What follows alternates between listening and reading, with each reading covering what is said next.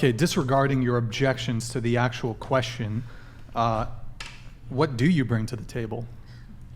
Disregarding your actual objections to somebody asking you that question, what do you bring to the table? I'm not going to answer this question. This is just something that I wouldn't answer in a date. I'm not going to answer here. Fine. I'm not going to answer how many books I've read. Okay. It's that power dynamic. And I know a lot of you don't see this and don't maybe even have that level of understanding or discernment, and it's a different generation, but it's a thing. Do you expect a guy to pay on the first date? Yes. That's a great question. That is a good question. Can we go around the table with that one? Give me just a sec. We will go around the table on that. Raven Thank you, Raven. donated $100. The answer is nothing. She brings nothing to the table. That's what he's inferring by your choice to omit answering that question. But, okay, so what do you expect men to bring to the table? Integrity, clarity, consistency, strong connection to divinity, not necessarily religion, but some kind of purpose-based lifestyle, emotional availability, emotional maturity. So what is the female equivalent of that? The same. Then why wouldn't you just say that at the table when he asks you? I could repeat myself over and over again. This audience and everything is a very specific subset of the population, a small percentage of the population. So a lot of people aren't really watching this. The majority of people aren't watching this. No offense, you guys have a great following, and they're not into this community. So I'm wanting somebody outside of this small community. Into the mic, please. I'm just wanting somebody outside of this small community, and once I see that somebody is kind of programmed by this community, and we could get into like the matrix and the red pill and the blue pill. Right, but that's not my question. Why would you not just say those same things that you just said? You just said, like a list of all of these things that you would want in a man, which are very good things, by the way, but at the same time, if he asks you that, why is it so wrong of him to ask you so that you have the opportunity to respond to him in that way? It's not wrong. It's specifically more or less the terminology and then the alarm that kind of tells me that he's into this community, which I'm personally not interested in, somebody from the red pill community. So can you ask? It's a red flag, essentially. Okay, it's a red flag if somebody asks what you bring to the table. Yes. Okay, I assume, do you bring things to the table? No, I'm not asking. I don't bring absolutely just nothing. Are you just being facetious, or? I mean, I'm looking for a partner that is on my level, so. What's on your level? What do you consider on your level? You're trying to, without I'm not trying to using do the anything. terms I'm literally having a good faith conversation. I just told you. Integrity, clarity, consistency, being purpose-based, living a more purpose-based life, being transparent, having authenticity. I mean, these are just general characteristics that I would look for in somebody and vice versa. But that specific terminology, it's just going to tell me, okay, hey, fine. I don't want to waste either of our time. We get it. You object to the specific question or the specific terminology.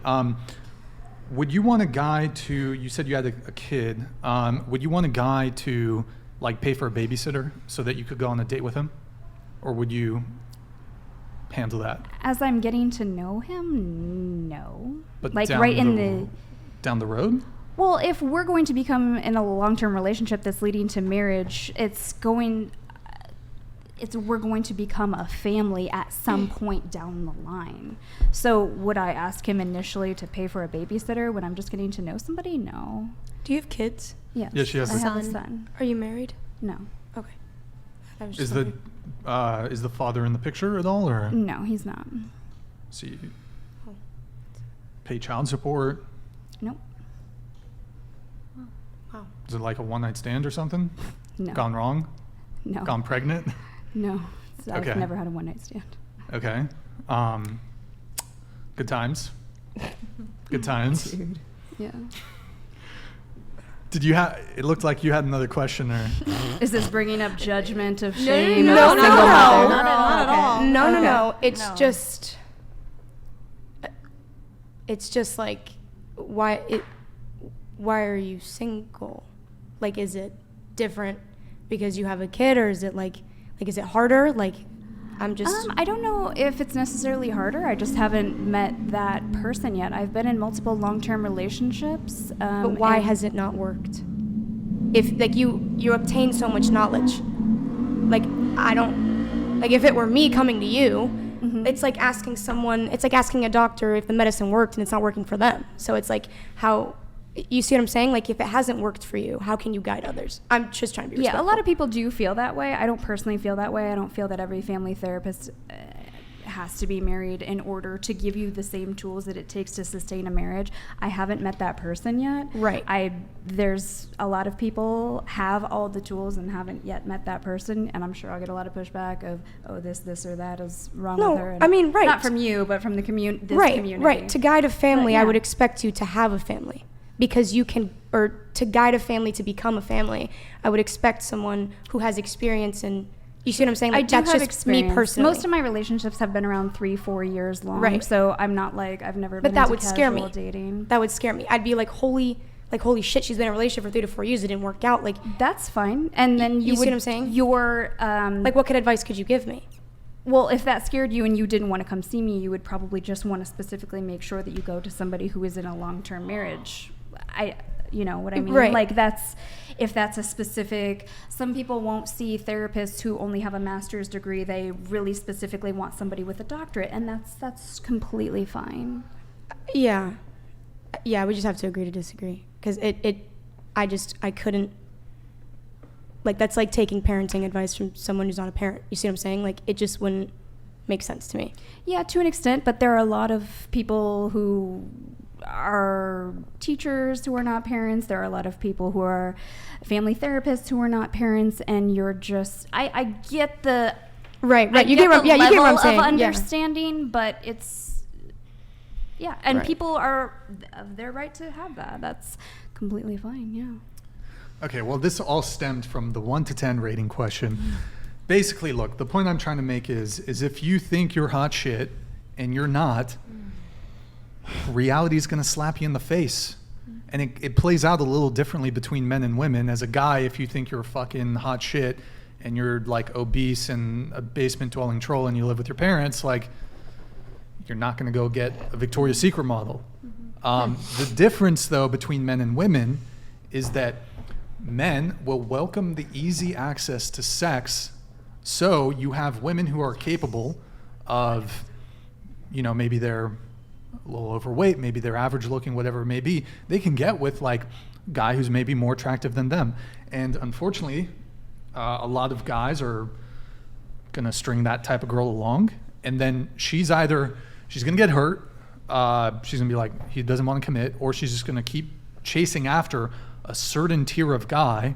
And then once you've been with a certain tier of guy, the guy who's actually on your level, once you've been through a bunch of guys in your 20s who you're going to want to settle down with when you're in your late 20s or 30s, the guy who's actually on your level, you're going to settle for him, and it's not going to make for a healthy or productive relationship, in my view. I think a lot of that stems from a modern standpoint of women overall in the dating world have unreal expectations of what they expect out of a man, but not out of themselves, if that makes sense. So it's like women expect men to do this and that, but then it's toxic femininity when you say, okay, well, can you clean the kitchen? It's like, then everyone's like, whoa, you can't say that. It's like, Sure. I believe very heavily in gender roles. And Yeah, I me feel too. like it works. It's been proven to work.